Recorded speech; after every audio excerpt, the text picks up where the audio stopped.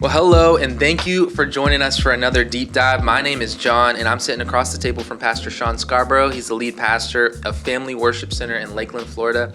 And so our goal for this conversation is to start more conversations in your small groups, your day-to-day relationships, and we just want to talk about how do we become better followers of Jesus.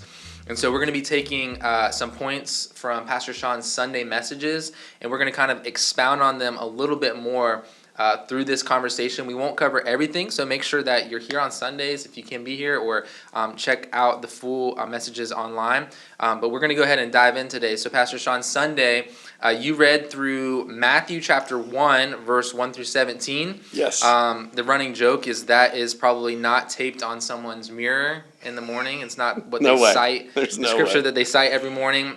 This is the genealogy of Jesus. And so you did it. You read the whole thing, and you kind of dove into this story of Jesus's family tree. Yeah. And it was really fascinating. Honestly, you talked about how the family tree and all that comes with it, and how the Bible doesn't try to hide that part. And so you mentioned how it shows people's mistakes don't disqualify them from being used by God. Mm-hmm. So my first question today, kind of on that note, is that if God even uses our mistakes, and even our sins, sometimes the way that it turns out, He uses it for His purpose and for His glory. For example, David's relationship with Bathsheba, or the story of Judah and Tamar. Very weird story. So I guess, again, could be an immature question, but does it really matter that we make the effort to live right? Because it almost seems like we could, give excuse to sin, or give excuse to not living right because, God's going to work it all out anyway. Yeah. He's going to work it for His purpose, His Yeah. glory, so it'll all be okay.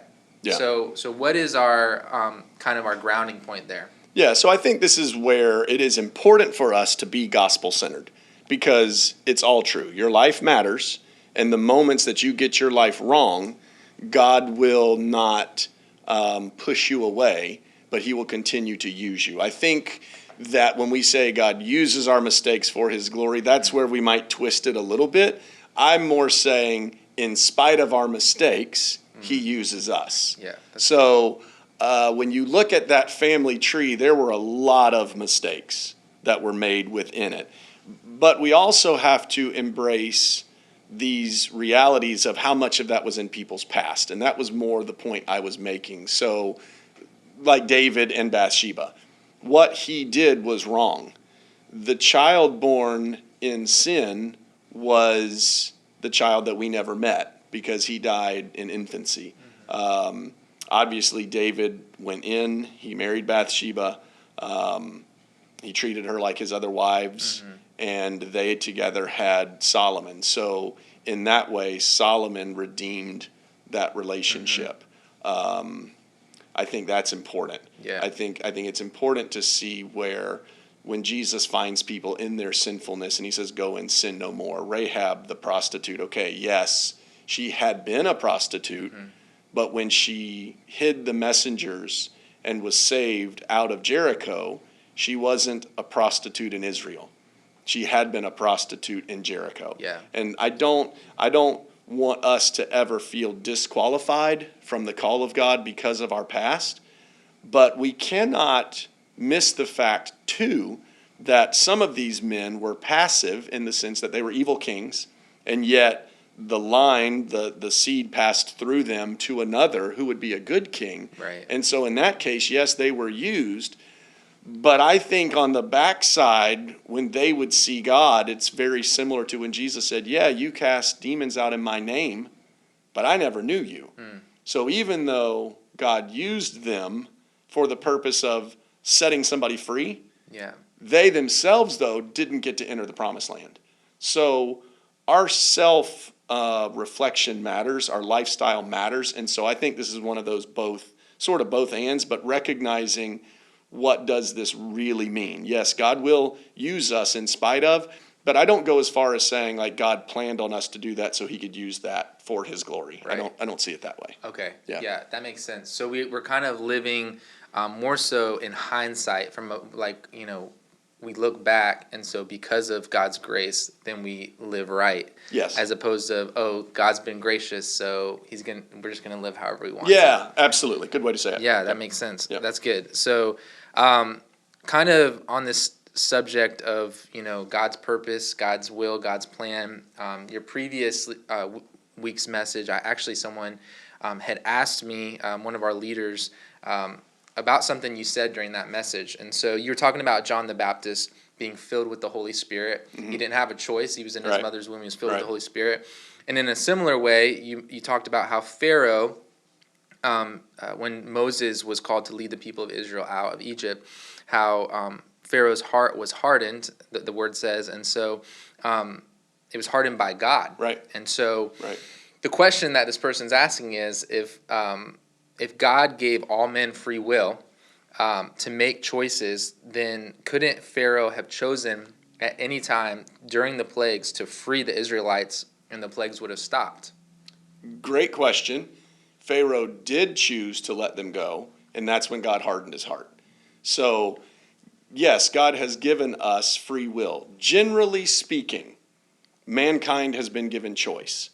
This is when it almost is like a miracle. Generally speaking, the Red Sea doesn't part. Generally speaking, the Jordan River doesn't part. Generally speaking, dead people aren't raised from the dead. So generally speaking, yes, we have choice.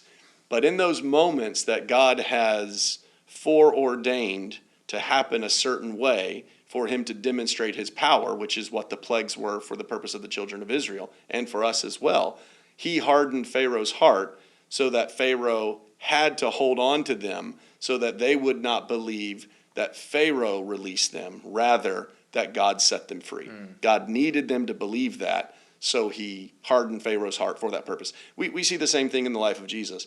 He's preaching, he's doing miracles, the crowds are following him and serving him, and then all of a sudden they turn. And we see in Romans where it said God hardened their hearts.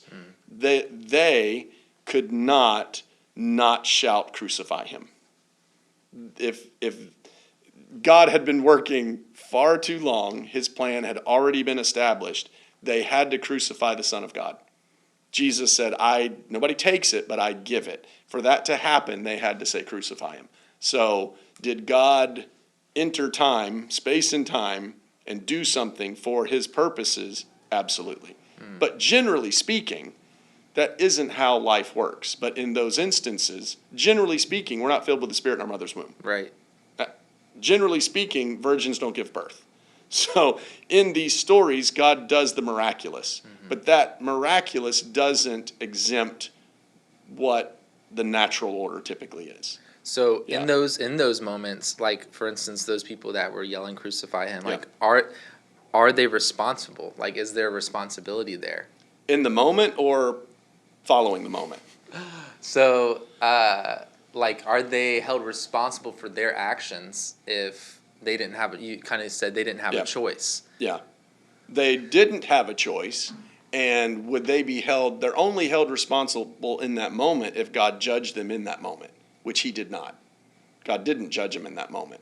He let them live through that moment to where now that their eyes have been opened, the eyes of their understanding open, now they're responsible for what they think. Interesting. But in that moment, were they? I think we see that even with Nebuchadnezzar. God used Nebuchadnezzar to judge Israel. Yeah. So then Nebuchadnezzar continued in certain things that he would have been judged for. Right. But it's a curiosity. Was he judged for that? Right.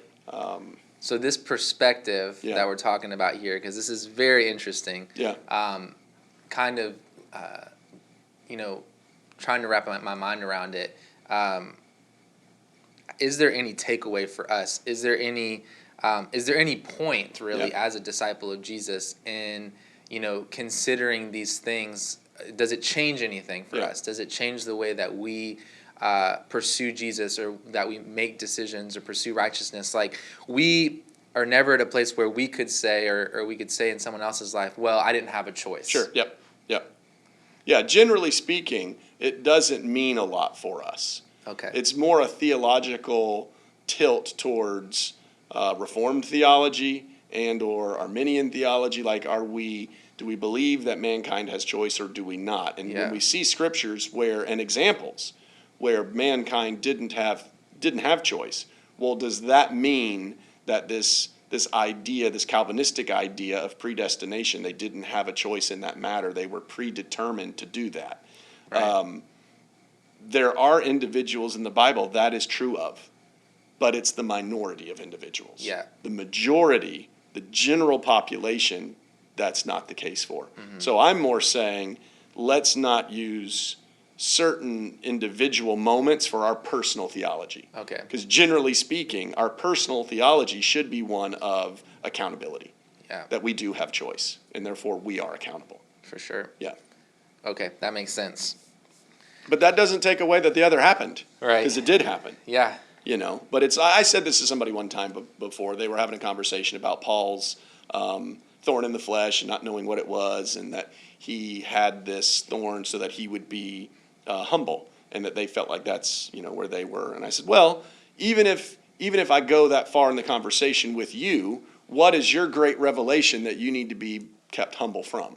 And of course they had none. So they were trying to put themselves in a very unique category, living a very general life like the rest of us. And I think that's where we misapply Scripture. When we try and put Paul's thorn on us, rather than recognizing what his thorn was and what the purpose of it was. Mm-hmm. So God does interrupt his natural order for purposes at times. And we have to be okay with that. Yeah. Yeah. For sure. That's good.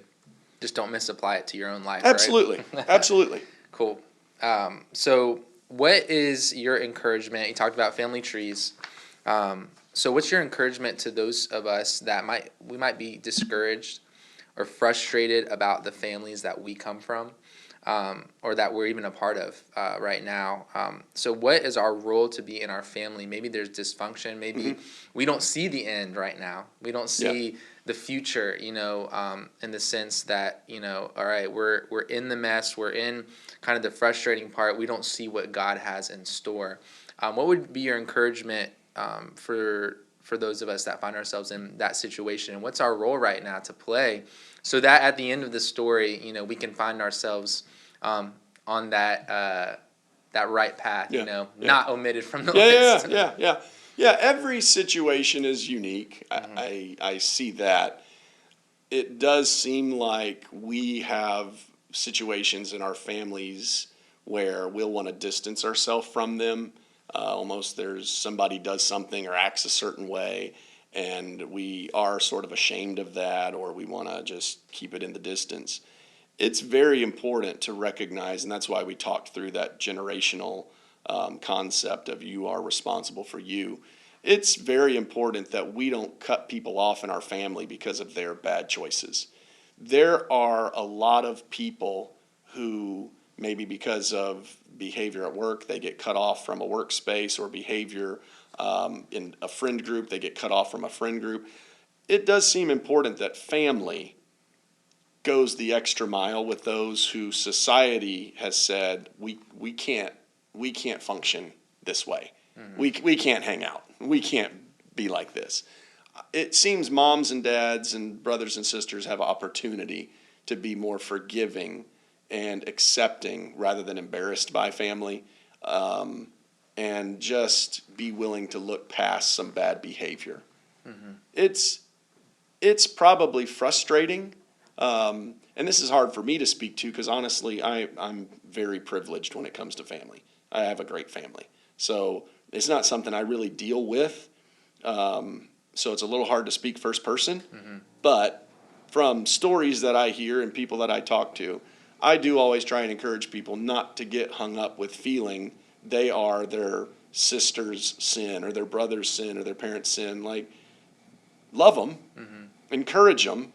You don't have to bring up everything they've done every single time. I mean, help leading them to a better path, but there are times just having them in the family room, breaking bread and opening gifts is enough. Mm-hmm. You don't have to preach to them all the time and always recognize everything they're doing wrong. That's really hard to do, it seems. So I say that very passively. Yeah. Because I'm sure that's complicated. Absolutely. Yeah. And you talked about kind of family has the opportunity to go the extra mile. When you said that, I thought about the story of the prodigal son.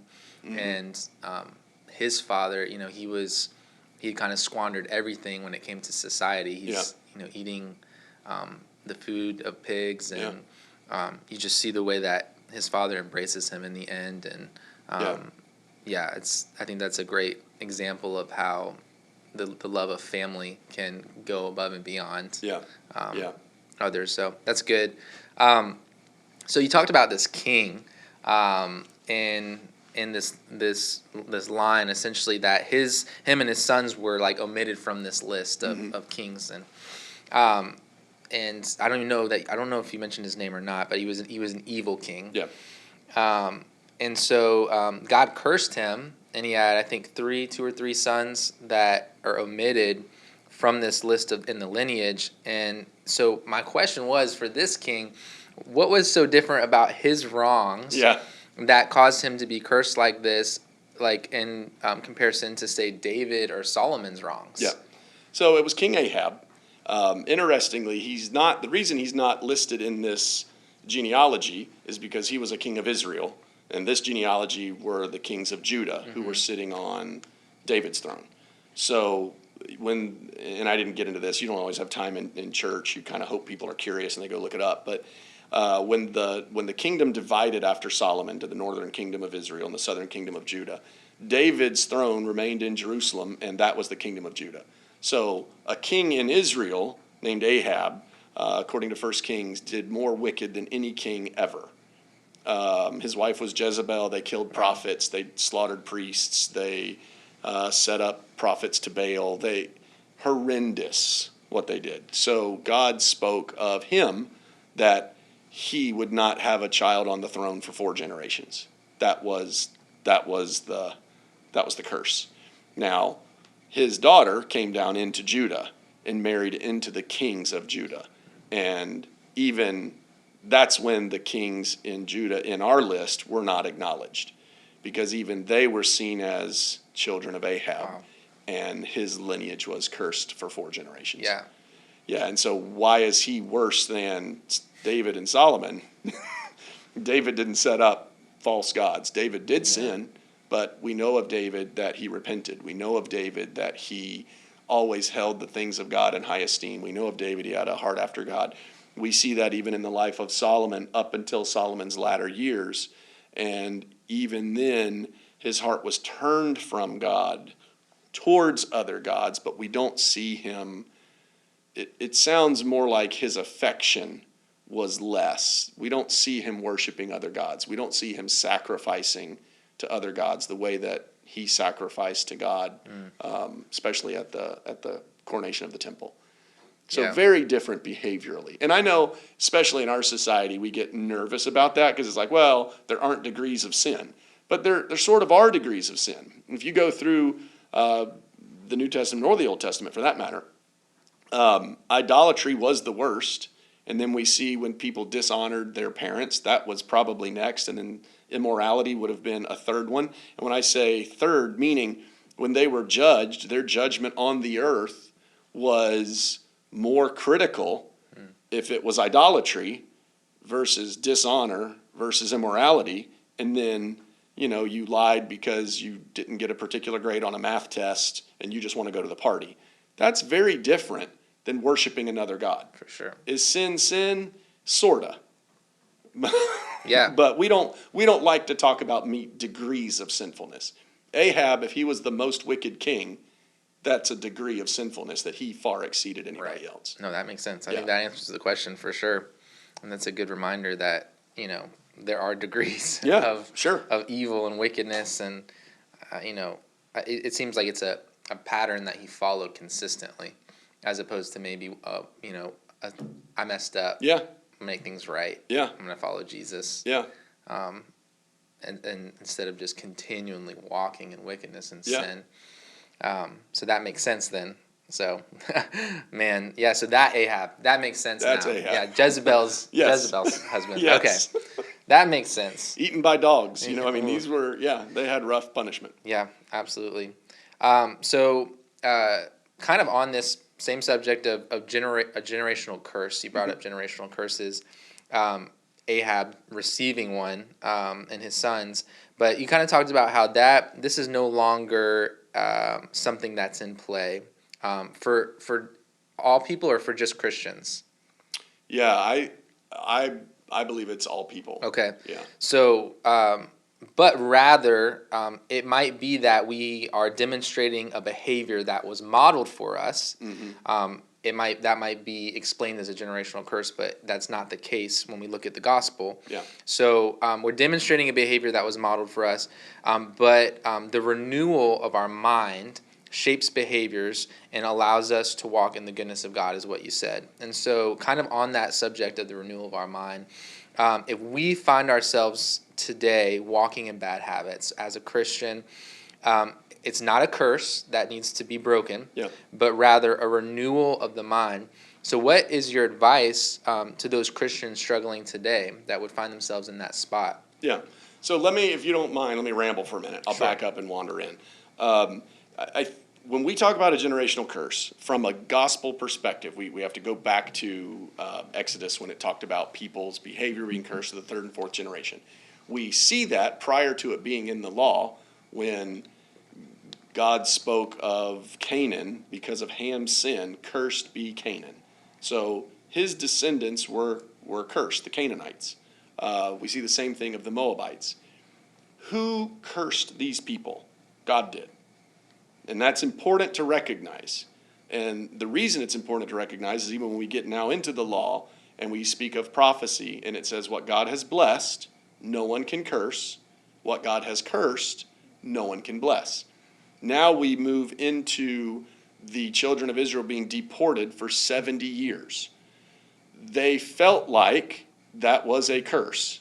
In those terms, it was a curse. So we have seen generations where there were generational curses, but they couldn't be broken.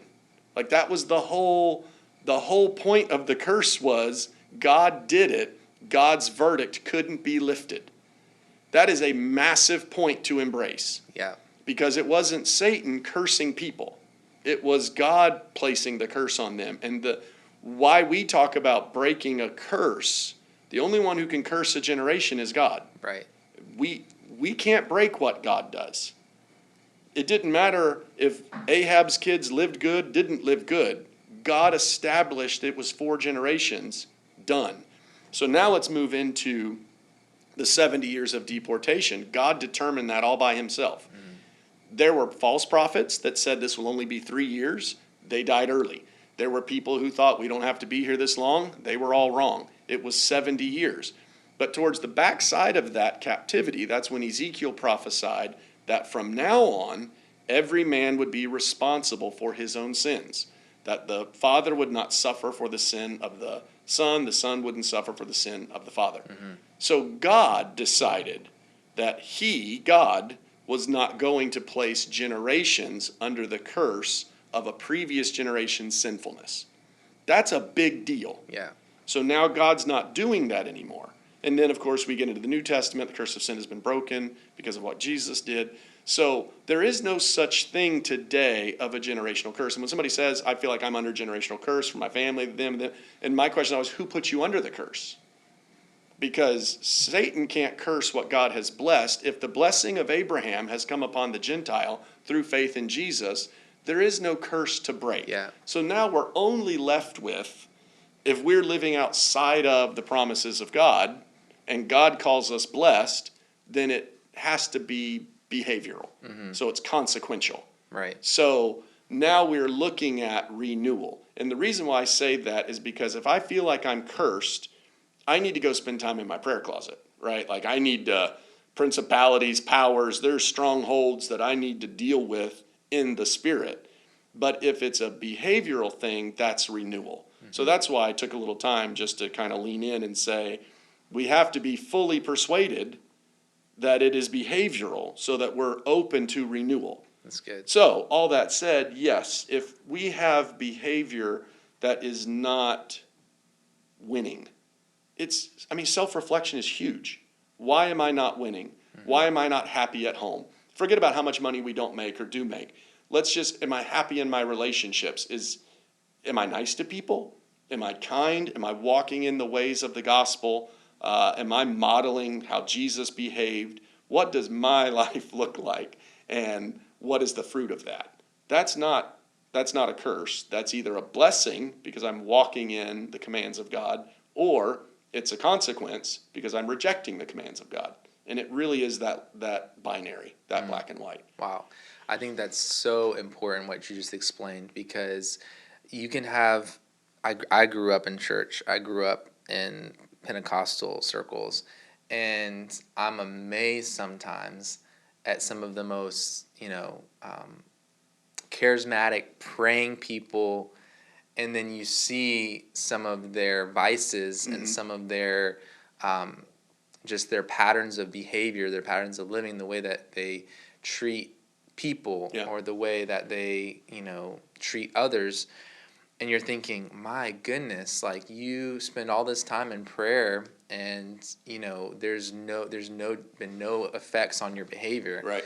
And so I think what you said is huge, because we might be using something that is not helping us. We might need to go get help from someone. We might need to go join a group, go join a small group, get good, godly Christian counseling, and just get help.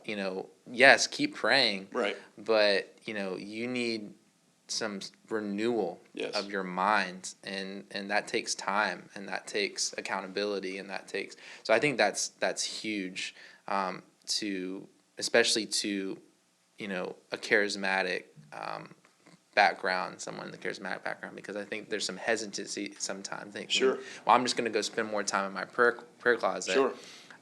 Which is great. You need to stay in your prayer closet, but also get connected to other people that can help you with the renewal of your mind. Absolutely. So I think that's huge. That's awesome. You talked about our tendency to blame everyone else, and not take responsibility for our own mistakes. So it's not a generational curse, so we can't blame that. But is it ever okay to blame others for our situations or our outcomes? Because how do we overcome the damage caused by the actions of others? Because clearly, right, we're affected by others' actions. Like, you can't deny that. And so, what do we do with that? Because it's there. We feel it.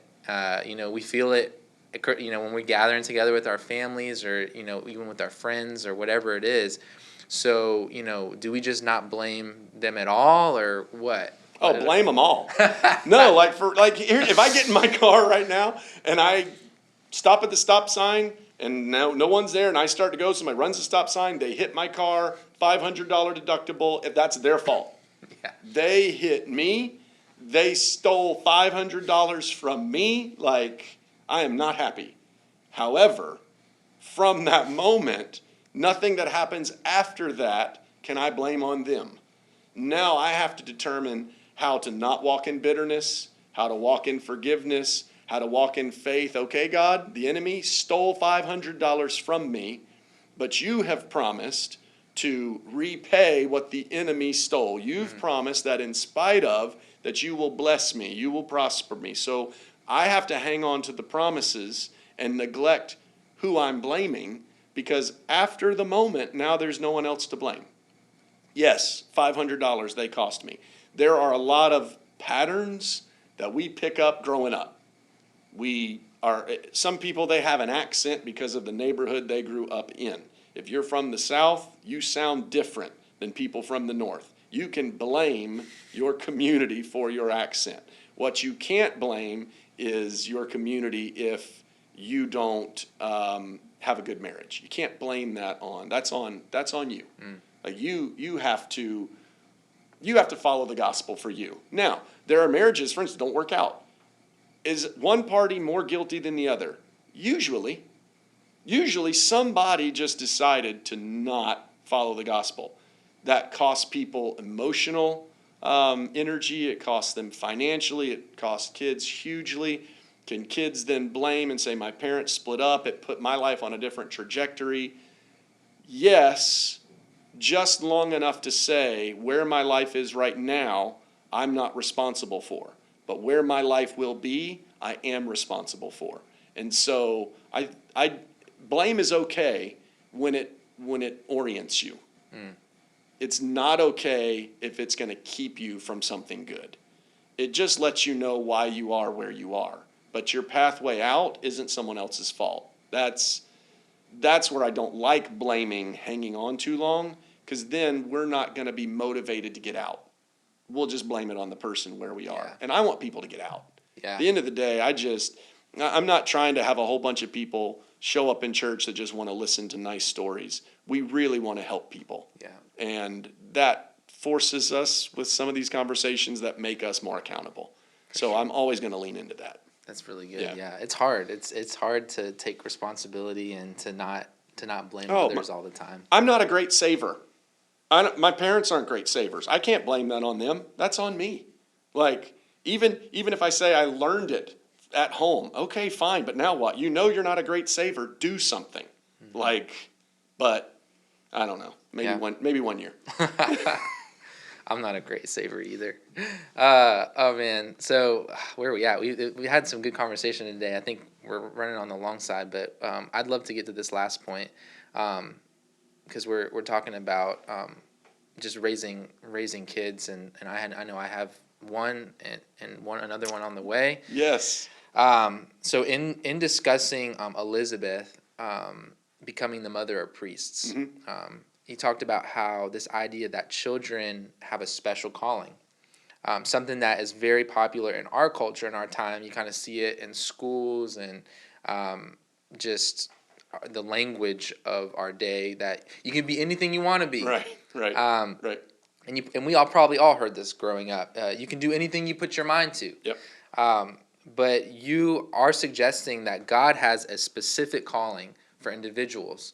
And so how do we navigate this? Because we don't want to like crush a child's potential in their dreams. They're dreaming, I want to be an astronaut, the basic 5: astronaut, police officer, fireman, pilot, Right. But you also don't want to misguide them into kind of a self-focused, just do whatever you want to do kind of perspective. And so we're kind of trying to steward this, but the reality is it's kind of like, no, you actually can't be. I mean, you can, but you shouldn't be anything you want to be. Like, you should find that gifting, that calling. And so how do you navigate that? Well, I believe it's, first of all, anything we parent should be based on truth. At the end of the day, everything that we do should be based on truth. It is not true that we can be anything. So first we have to get rid of what is not true. So if I can't be anything, now I'm leaning more into what can I be? So let's just be very arbitrary. Let's say there are 10 categories of what are anything. Anything is 10, but we can be 4 of those. I have to get rid of the 6. I'm not distracted by the 6. The 6 aren't a concern to me. I don't care. Those are 6 things I cannot be. I am a male. I can never be Miss America, right? I can't be that. So let's take that out of the category. When I get the things that I can be, now what should I be? And that is, I feel like parents can help more on the what can I be, and then there is the self-accountability of what should I be. Because I do believe that's a lot of times between the child and God. But parents can really help. I mean, if your kid's artistic, or if your kid's athletic, or if your kid is outgoing, or your kid is more introverted, or what, like you discover those things, and you can help put them in places where they're going to succeed. Right now, 60%, something like that, 60% of kids, teenagers, want to be entrepreneurs. They do not want to work for a corporation. Entrepreneurialism is very different than, say, corporate, like a CEO of a company that followed an entrepreneur. So take Apple. We all know what Apple is. We all use Apple devices. Steve Jobs, quintessential entrepreneur. Tim Cook, current CEO, lab rat, genius, great manager, educated, Duke MBA. Like he was nurtured to take a company over, and he's quadrupled Apple since taking over. So you can't argue Tim Cook's effectiveness. His mom raised somebody to be corporate. Steve Jobs' mom raised somebody to be entrepreneurial. Both very necessary, both very successful, but two very different paths. Right. So it is just huge that we as parents don't over romanticize one job or calling over another so that we can be really open to what God has for our kids. Yeah. And that's hard. Yeah, It's hard. because you don't want to put what you want for them, Right. Because you might have one idea, or oh man, I'd really love if you did this, or Yep. if you did that, but it just might not be the way that God created them. Yeah, again, go to the Christmas story. Zechariah and Elizabeth, they were raising a prophet. And Jesus contrasted a prophet to a king. If you wanted to see a king, you needed to go to a castle and look for fine clothes, but you came looking for a prophet. And they raised John the Baptist to be everything that he was called to be. And I think that's huge. Yeah. Yeah. That's awesome. Yep. Well, we talked about a lot today. I think it's the most variety we've ever discussed. Is there anything that you'd like to add to what we've talked about, or maybe something you didn't get to on Sunday? No, we never get to all of it. But there are never enough Sundays. We'll get there. All right, cool. Well, listen, thank you so much for joining us today. We do encourage you just to discuss these things in your small groups, your daily conversations. And it's just a reminder that you can listen to Pastor Shawn's Sunday message and get more connected to the ministry here at Family Worship Center by visiting our website, fwclakeland.org. You can subscribe to our YouTube channel and follow us on social media. And of course, we invite you to join us for our next conversation. So have a blessed week, and we will see you next time.